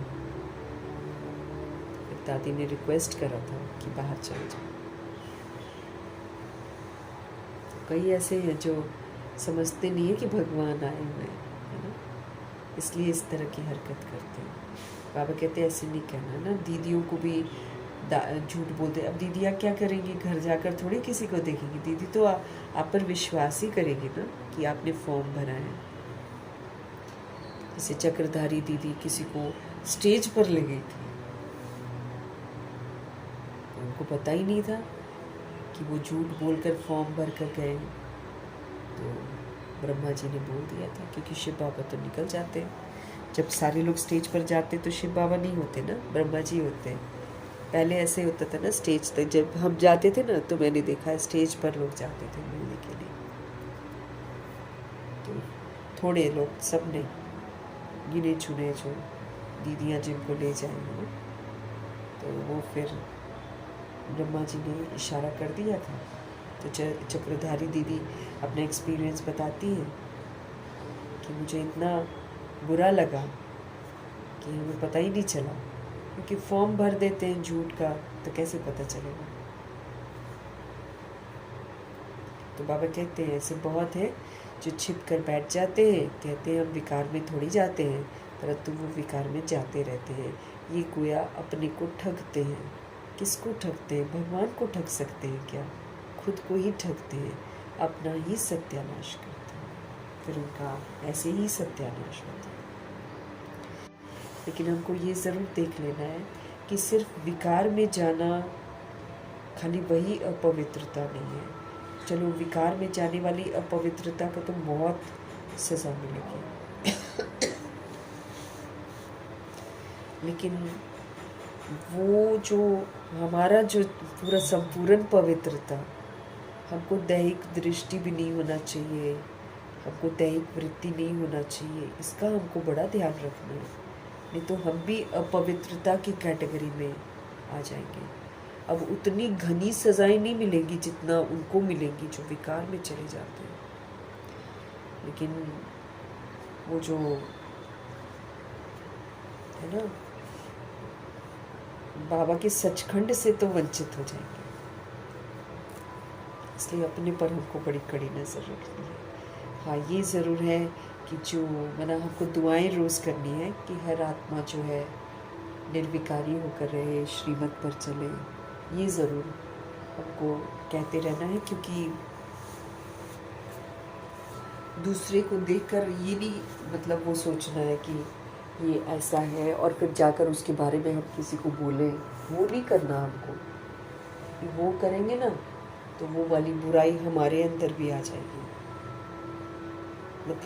रहम करना है उस सोल पर जो भी ऐसे करती है ना, उस पर रहम करना है, दुआएं करनी है सच्चे दिल से ना, कि आत्मा जो है पवित्र है, ऐसा वाला हमको बनना है। ये बड़ा ध्यान रखना है ना कि जो भी सोल्स ऐसा कर लेती हैं ना, उन पर रहम की दृष्टि रखनी है और हमेशा दुआएं करते रहना, बाबा हम भी पवित्र रहें और सारे बाबा के बच्चे सब पवित्र रहें, और जो द्वापर युग कलयुग में आने वाली आत्माएं हैं उनका भी पवित्रता का स्वतरफ जागृत हो जाए, उनको भी अपवित्रता से वैराग आ जाए। इस तरह दुआएं करनी है हमको, इसका बड़ा ख्याल रखना, नफरत नहीं करनी। और उसकी चर्चा, जैसे नफरत से चर्चा या फिर जैसे किसी को बदनाम करने के लिए नज़रिए से जो चर्चा वो हमको नहीं करनी। लेकिन इसका हश्र जो है, बाबा कहते बहुत बुरा होता है। कर तो लेती हैं आत्माएं, है ना, क्योंकि माया के अटेंटिव नहीं रहती हैं, पढ़ाई छोड़ देती हैं कुछ समय तक, फिर उनसे ऐसे जो पाप है, या फिर बाबा जैसे हमको बोलते हैं फेमिलियरिटी में नहीं आना है, फेमिलियरिटी में आने से हमसे ऐसे पाप होते हैं, तो बचना है हर तरह से। तो रोज़ एक सुरक्षा कवच ज़रूर बना कर रखना है कि बाबा जो आप कहो ना वही हम करें, नहीं तो सज़ाओं के पात्र हम बन जाएंगे। बाबा कहते हैं अपने को ही ठगते हैं झूठ बोलकर और अपना ही सत्यानाश करते हैं। परमपिता परमात्मा जिसका राइट हैंड धर्मराज है, उनके आगे झूठ बोलते हैं तो खुद ही दंड के भागी बन पड़ते हैं। तो हमारे लिए तो सदा धर्मराज खड़े हैं ना, हमारे लिए धर्मराज जी खड़े हैं हमेशा। तो वो परमात्मा के राइट हैंड हैं।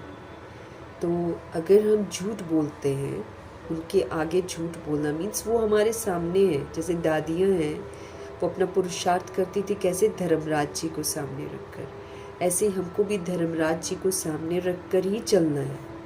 तो अगर हम आत्माएं झूठ बोलते हैं तो खुद ही दंड के भागी बन पड़ते हैं, पनिशमेंट मिलेगा फिर हमको। वैसे तो ब्रह्मा जी के आगे आप जैसे जो हमारे पास चित्र होते हैं वो तो प्रजापिता ब्रह्मा का चित्र थोड़ी है, वो अव्यक्त फरिश्ते का चित्र है जो ट्रांसलाइट वगैरह मिलती है, वो अव्यक्त ब्रह्मा है। अब देखो ऐसे थे ब्रह्मा बाप जो बुक है उसके ऊपर जो कवर है उसमें फरिश्ता ब्रह्मा है, धर्मराज वाला ब्रह्मा है। हम झूठ नहीं बोल सकते, हम इनके सामने भी देखेंगे ना, अगर हम गलत कुछ कर रहे हैं ना, चाहे गुस्सा कर रहे हैं, चाहे कुछ, आंखें नीचे हो जाती हैं, नहीं देख सकते हैं इनको। फिर हम मतलब गलती दिखाई न दे ऐसा हो ही नहीं सकता है, गलती एकदम स्पष्ट दिखाई देती है। तो परमपिता परमात्मा जिनका राइट हैंड धर्मराज है उनके आगे झूठ बोलते हैं तो खुद ही दंड के भागी बन पड़ते हैं। बहुत सेंटर्स में भी ऐसे होते हैं कि विकार में जाते हैं और फिर सेंटर पर भी आते हैं।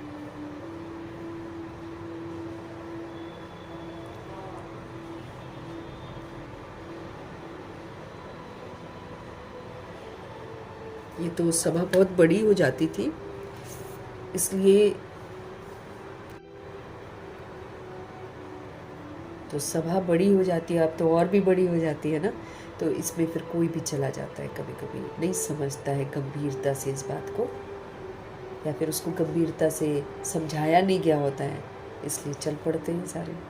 तो सेंटर्स पर भी बाबा कहते हैं ऐसे होता है, लेकिन वो ये नहीं जानते हैं कि हम सेंटर पर ऐसे जाते हैं तो हम सज़ा के भागीदार बन जाएंगे। बाबा जब पहली बार दिल्ली में गया था ब्रह्मा जी, तो रोज़ एक आता था और वो विकार में जाता ही रहता था।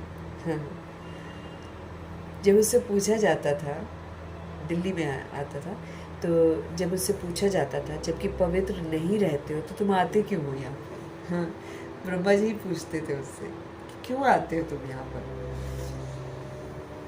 कहता था अगर मैं आऊँगा नहीं तो मैं निर्विकारी कैसे बनूंगा, उसका ये कहना था। जैसे एक आत्मा को मातेश्वरी समझाती रहती थी और फिर मम्मा बोलती थी समझा, पर वो समझता नहीं था, लेकिन छोड़ता भी नहीं था मम्मा से समझना। जब एक दिन वो चेंज ही नहीं हो रहा था तो दीदियों ने कहा कि नहीं आज नहीं आप मिल सकते मम्मा जी से, टाइम वेस्ट कर रहे हो आप। हमेशा बोलता था मुझे समझ में नहीं आया, मुझे समझ में नहीं आया, तो एक दिन मना ही कर दिया, लेकिन वो अडिग रहा, कहता नहीं मुझे आज तो मिलना ही मिलना है, चाहे कुछ भी हो जाए।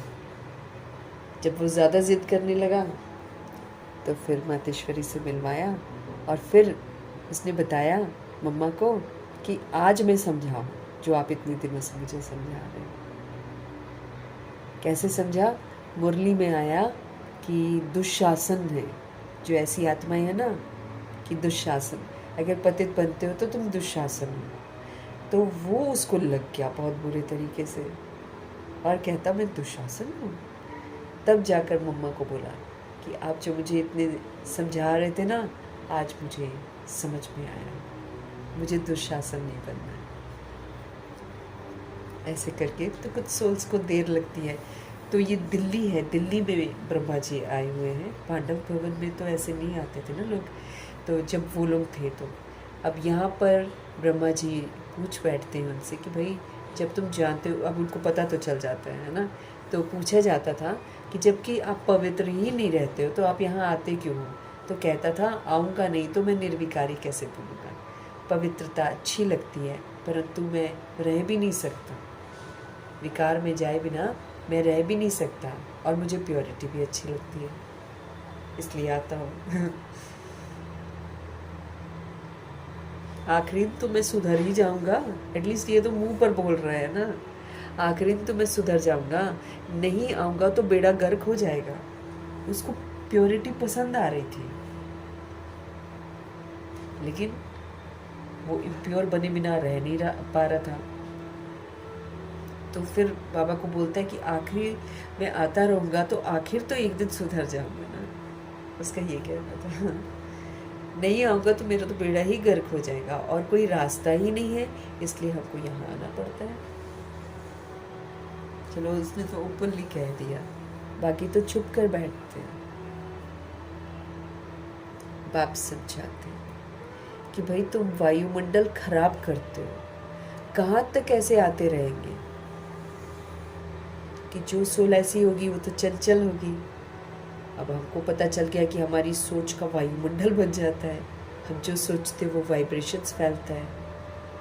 तो एक समय, और चूंकि ये विकारी दुनिया है, पतित दुनिया है, तो विकार और पतित पने का तो प्रभाव ज़्यादा है कि नहीं? तो फिर वो तो उस पर ज़्यादा इफेक्ट आएगा, सारा वायुमंडल खराब कर देगा, लोगों के दिमाग भी चंचल हो जाएंगे। तो इसलिए बाबा ने कहा, बाप समझाते हैं तुम वायुमंडल खराब करते हो, कहाँ तक ऐसे आते रहेंगे। पावन जो बनते हैं उनको पतित से जैसे कि घृणा आती है। कहते हैं बाबा इनके हाथ का खाना भी अच्छा नहीं लगता। बाप ने युक्ति भी बताई है, खान पान की खिटपिट होती है, ऐसे तो नहीं कि नौकरी छोड़ देंगे, फिर युक्ति से चलाना होता है। बाबा कहते हैं बहुत सारी सोल्स हैं ना जो काम करते होंगे, मेल्स, वो सोचते होंगे कि घर वाले जो हैं वो ज्ञान में नहीं चलते हैं या पतित रहते हैं, तो उनके हाथ का खाना पड़ता है। तो बाबा कहते हैं ये तो आपको युक्ति से चलना पड़ेगा। खान पान की खिटपिट तो होती है, किसी को प्याज चाहिए, किसी को वो चाहिए, है ना। तो बाबा कहते हैं युक्ति से चलना चाहिए।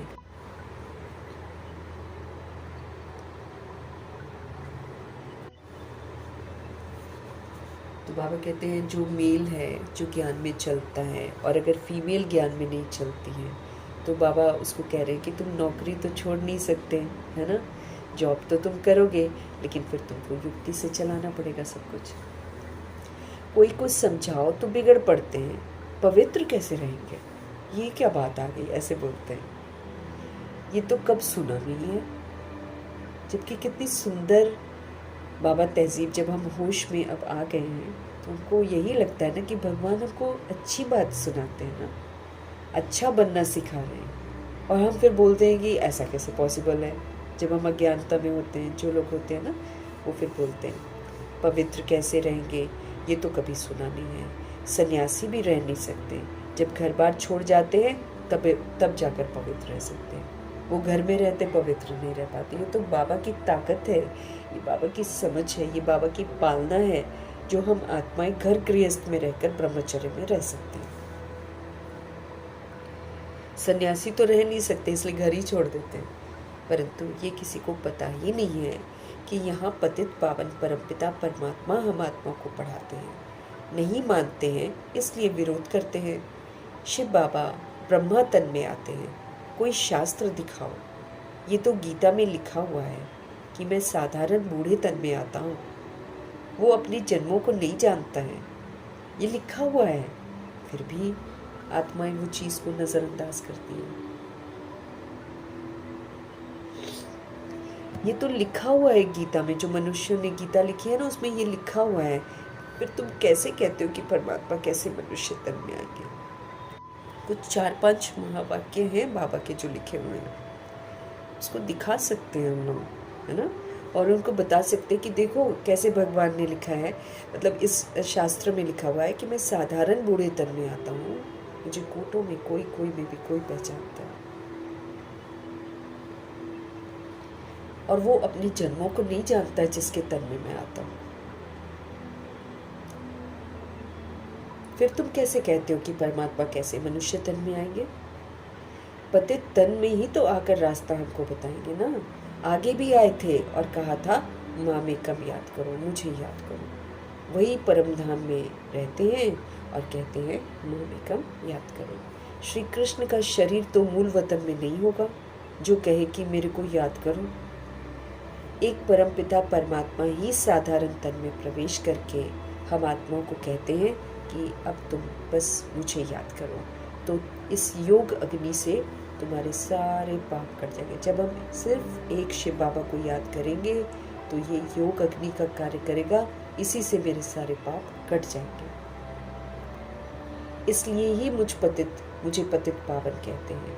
पतित पावन जरूर आत्माओं का होगा ना। पतित भी कौन बनता है? आत्मा ही तो बनती है। बाप कहते हैं तुम पवित्र आत्मा 16 कला संपूर्ण थी, अभी 9 कला बिल्कुल ही पतित बन गई। मैं कल्प कल्प आकर तुमको समझाता हूँ।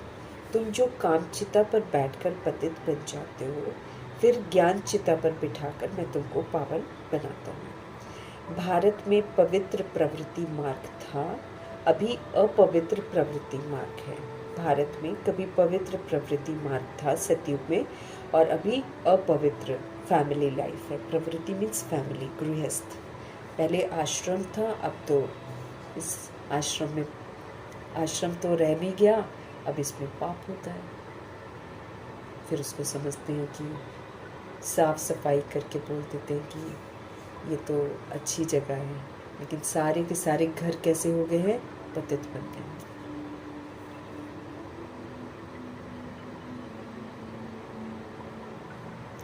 किसी को भी यहाँ चैन नहीं है, किसी को भी यहाँ चैन नहीं है। अब बाप हमको कहते हैं दोनों ज्ञान चिता पर बैठो। मेल बॉडी में सोल, फीमेल बॉडी में सोल, दोनों को बाबा बोलते हैं ज्ञान चिता पर बैठो।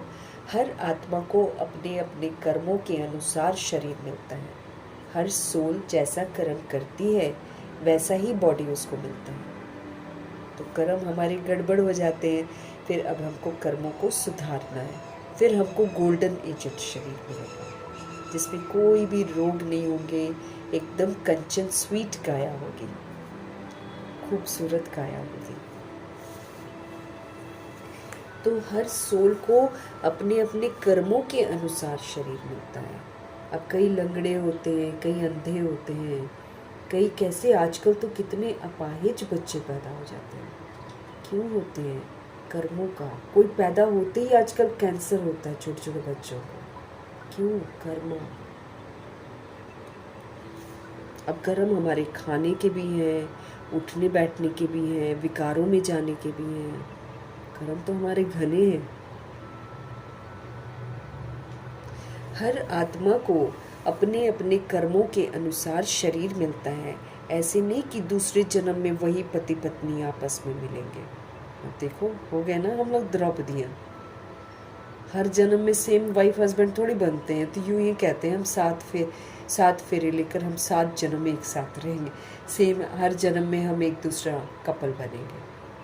कहाँ कोई पहले छोड़ देता है शरीर, कोई बाद में छोड़ता है, फिर अपना अपना।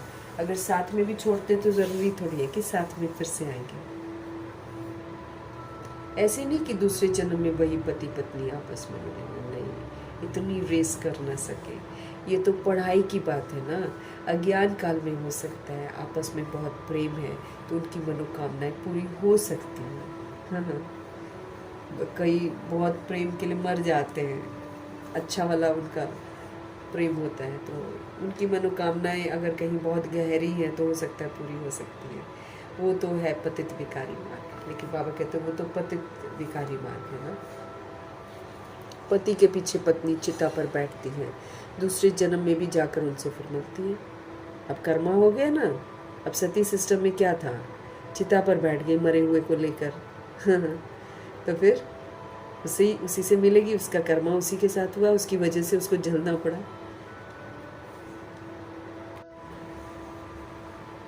तो फिर मेल भी जले ना। मेल नहीं जलता था, मेल जीवित नहीं जलेगा, मेल दूसरा शादी कर सकता है।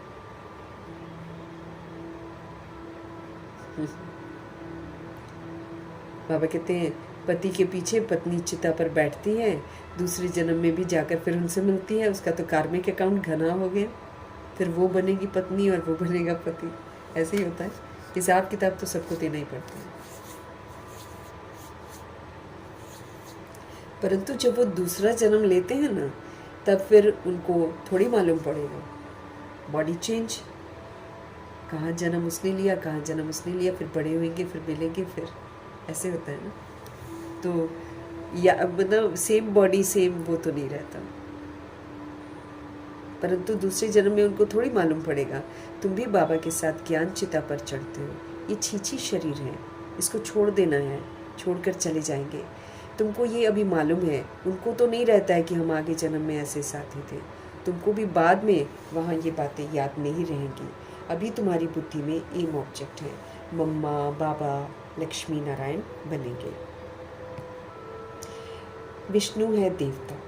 प्रजापिता ब्रह्मा को देवता नहीं कह सकते हैं। ब्रह्मा सो देवता बनते हैं, ब्रह्मा सो विष्णु, विष्णु सो ब्रह्मा कैसे बनते हैं ये अभी तुमने समझ लिया है। अभी तुम जानते हो चैन सिर्फ स्वर्ग में ही होता है।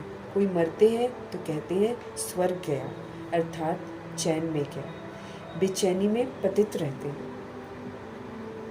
बाप फिर भी कहते हैं आप अपने को आत्मा समझ बाप को याद करो तो आपकी विक्रम विनाश होगी। आप अपने को आत्मा समझकर बाप को याद करो तो विक्रम विनाश होंगे। बाकी है डिटेल में समझने की सारी बातें। बाप नॉलेजफुल है तो हमको भी अपने जैसा नॉलेजफुल ही तो बनाएंगे ना। जो जैसा है वो वैसा ही बनाएगा। तो हमारे बाबा पवित्र हैं, हमारे बाबा सुख के सागर हैं, शांति के सागर, तो हमको भी वही स्वरूप बनाते हैं। बाप नॉलेजफुल है तो हमको भी अपने जैसा नॉलेजफुल बनाएंगे। बाप की याद से हम क्या बन जाएंगे? सतो प्रधान बन जाएंगे। ये आत्माओं की रेस चल रही है। हम सभी आत्माएं रेस कर रहे हैं, कौन पहले पहुंचता है। तो जो जास्ती याद करेंगे वो जल्दी बनेंगे। मम्मा बाबा जास्ती याद करते थे, देखो जल्दी जल्दी अपना पुरुषार्थ करके संपन्न संपूर्ण बन गए। जो जास्ती याद करेंगे वो जल्दी बन जाएंगे। ये है योग और पढ़ाई की रेस चल रही है। कितना हम याद करते हैं, कितना हम पढ़ाई करते हैं। स्कूल में भी रेस होती है ना, ढेर स्टूडेंट्स होते हैं, उनमें से जो नंबर 1 निकलते हैं उनको स्कॉलरशिप मिलती है। एक ही पढ़ाई लाखों करोड़ों आत्माओं के लिए होती है, तो इतने स्कूल भी तो होंगे ना। अब तुमको ये पढ़ाई पढ़नी है। सभी आत्माओं को रास्ता बताओ, अंधों की लाठी बनो और घर घर में पैगाम पहुंचाओ। क्या करो, अब तुमको ये पढ़ाई अच्छी रीति पढ़नी है, इस पढ़ाई को उठाना है, धारण करना है, सभी सोल्स को सही रास्ता बताना है, अंधों की लाठी बनना है। अज्ञानता में है सारे के सारे, तो सबकी लाठी बनना है। घर घर में सबको पैगाम पहुंचाना है, घर घर में पैगाम पहुंचाना है। अच्छा, मीठे मीठे सिकिलते बच्चों प्रति माता पिता बाप दादा का याद प्यार और गुड मॉर्निंग। रूहानी बाप की रूहानी बच्चों को नमस्ते। हम रूहानी बच्चों की भी रूहानी बाप को दिल से, जान से, सिख से, प्रेम से, अदब से, पूरे रिस्पेक्ट से, पूरे रिगार्ड से, प्रेम भरी स्नेह भरी नमस्ते और तहे दिल से मीठे परमात्मा जी का धन्यवाद। धन्यवाद करते हुए आज की धारणाओं के लिए सार है। अब अशुद्ध कामनाओं का हमको त्याग कर देना है और शुद्ध कामनाएं हमको रखनी है। शुद्ध कामना पवित्र बनना, ये वाली मेरी कामना होनी चाहिए। बाकी जो दुनियावी कलयुगी कामना है कि हम ये खा लें, हम वो पी लें, हम इतना कमा लें, हम वो कर लें, है ना, तो वो कलयुग की जो कामनाएं हैं वो नहीं हमको रखनी है। वो सारी की सारी अशुद्ध कामनाएं। उस कामना को जब हम पूरा करते हैं तो हम पवित्र नहीं बनते हैं, बल्कि हम पतित की कैटेगरी में चले जाते हैं। हम उन अशुद्ध कामनाओं को जब पूरा करते हैं तो हम भगवान को थोड़ी याद करते हैं उसमें, तो वो तो फिर हम कलयुग की दुनिया में फंस जाते हैं। पैसा कमाना, शोहरत हासिल करना, घूमना फिरना, इससे हम पवित्र थोड़ी बन रहे हैं। भगवान को थोड़ी हम याद करते हैं। अब जिसके पास पैसा बहुत ज़्यादा आता है उनको जाकर बाबा का संदेश दो, वो बाबा के घर आते ही नहीं है। पैसा नहीं आने देता है, दिमाग ही नहीं चलने देगा। वो बोलेगा ये बेकार लाइफ है, हमारी वाली लाइफ अच्छी है। इसीलिए ये जो कलयुग की कामनाएं हैं, ये सारी की सारी अशुद्ध कामनाएं हैं। ये हमको भगवान से दूर करती हैं, ये हमको पाप आत्मा बनाती हैं। इसलिए इन अशुद्ध कामनाओं का हमको त्याग करना है और शुद्ध कामनाएं हमको रखनी है। सबसे शुद्ध कामना है पवित्र बनकर पवित्र दुनिया का मालिक बनो। ये है हमारी कामना कि मुझे पवित्र बनना है और मुझे पवित्र दुनिया में जाना है। ये कामना रखकर इस कामना को पूरा करना। कोई भी भूल को अब मुझे छिपाना नहीं है। यूँ तो भूलें करनी नहीं है, लेकिन अगर हमसे होती है तो हमें अपने आप को ठगना नहीं है, अपने आप को चीट नहीं करना है छुपाकर, बल्कि धर्मराज बाप से सदा सच्चा रहना। तुरंत धर्मराज जी को बताना कि हमने ये गलती करी।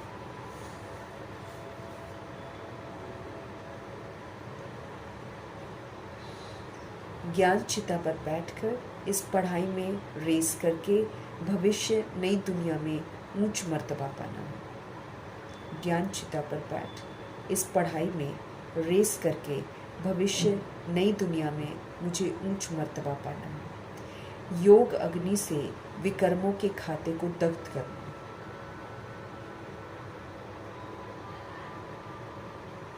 ज्ञान चिता पर बैठ इस पढ़ाई में रेस करके भविष्य नई दुनिया में मुझे ऊंच मर्तबा पाना है। योग अग्नि से मुझे विकर्मों के खाते को दग्ध करना है। योग अग्नि से मुझे विकर्मों के खाते को दग्ध करना है। एक बाबा को मुझे याद करना है, सतगुरु जी का करता है। बुद्धि की प्रीत एक प्रीतम से लगाकर सदा सम्मुख की अनुभूति करने वाले विजयी रतन भव। अगर मैं आत्मा बुद्धि की प्रीत एक प्रीतम शिव बाबा से लगाती हूँ तो वो मेरे को अनुभव कराएंगे कि वो मेरे साथ हैं, मेरे सामने। और जो सोल एक प्रीतम के साथ प्रीत रखती है वो सोल हमेशा विजयी रतन बनेगी। प्रीत बुद्धि अर्थात बुद्धि की लगन सदा एक प्रीतम के साथ लगी हुई हो।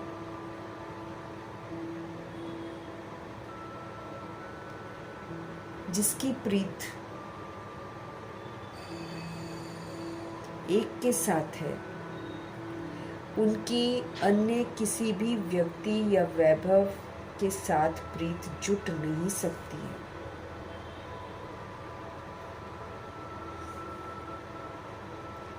जिसकी प्रीत एक के साथ होगी उनकी अन्य किसी भी व्यक्ति या वैभव के साथ प्रीत जुट नहीं सकती है।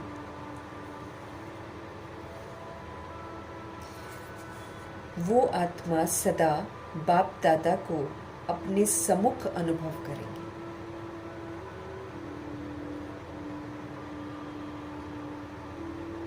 वो सदा बाप दादा को अपने सम्मुख अनुभव करेंगे।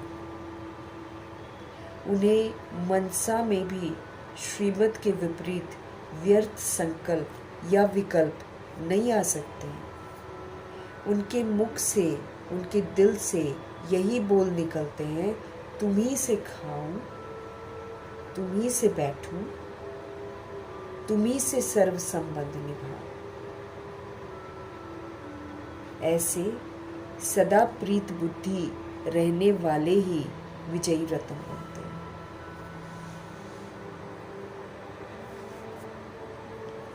प्रीतम से एक प्रीतम है हमारा शिव बाबा, उन्हीं के साथ हमको बुद्धि की प्रीत रखनी है तो हम सदा उनको सम्मुख अनुभव करेंगे और विजयी रतन बन जाएंगे।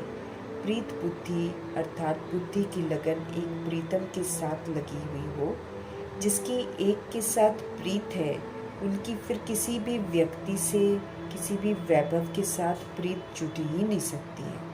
वे सदा बाप दादा को अपने सम्मुख अनुभव करेंगे। उन्हें मनसा में भी श्रीमत के विपरीत कोई भी वेस्ट थॉट, कोई भी विकल्प आ नहीं सकता। उनके मुख से, उनके दिल से यही बोल निकलते हैं कि तुम्ही से खाऊं, तुम्ही से बैठूं और तुम्ही से सारे संबंध मैं निभाऊं। ऐसे जो सदा प्रीत बुद्धि होते हैं वही फिर विजयी रतन बनते हैं। स्लोगन। चाहिए चाहिए का संकल्प आना ही रॉयल रूप का मांगना है। ऐसा होना चाहिए, वैसा होना चाहिए, ये चाहिए, वो चाहिए। ये जो संकल्प है ना, चाहिए चाहिए का संकल्प, ये संकल्प आना भी बेगर है हम, ये रॉयल रूप का मांगना है, मांग रहे हैं। तो चाहिए चाहिए का संकल्प आना भी रॉयल रूप का मांगना कहलाता है। अव्यक्त इशारे हमको मिल रहे हैं, अपवित्रता के बीज को भी समाप्त करके हमको संपूर्ण स्वच्छ बनना है। संगम युग पर बाप दादा ने सभी बच्चों को पहला व्रत दिया है, संपूर्ण पवित्र भव। ये पवित्रता का व्रत सिर्फ ब्रह्मचर्य का व्रत नहीं है, लेकिन ब्रह्मा बाप समान हर बोल में पवित्रता का वाइब्रेशन समाया हुआ है। हर संकल्प में पवित्रता का महत्व है।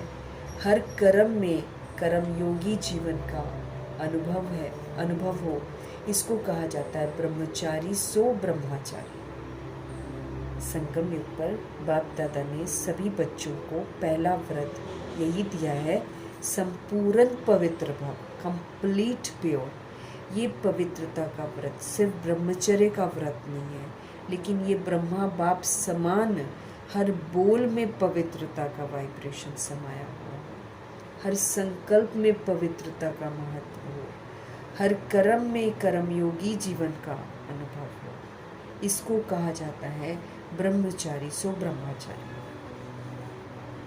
हर कर्म में कर्मयोगी, याद में रहकर कर्म करो। कंप्लीट प्योरिटी क्या होती है, ये बाबा हमको रोज़ बता रहे हैं। हर दिन उसकी जो डेफिनेशन है वो गहरी होती जा रही है।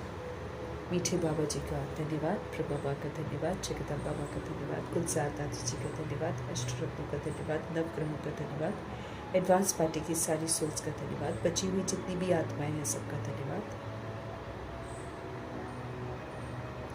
पांच तत्वों का धन्यवाद, ड्रामा का धन्यवाद, प्रकृति का धन्यवाद, माया का धन्यवाद, यमदूत का धन्यवाद, करोड़ों की आबादी का धन्यवाद, साधनों का धन्यवाद, साधन बनाने वालों का धन्यवाद, साथ में रहने वाली सोल्स का धन्यवाद, सहयोगी आत्मा का धन्यवाद, अविनाशी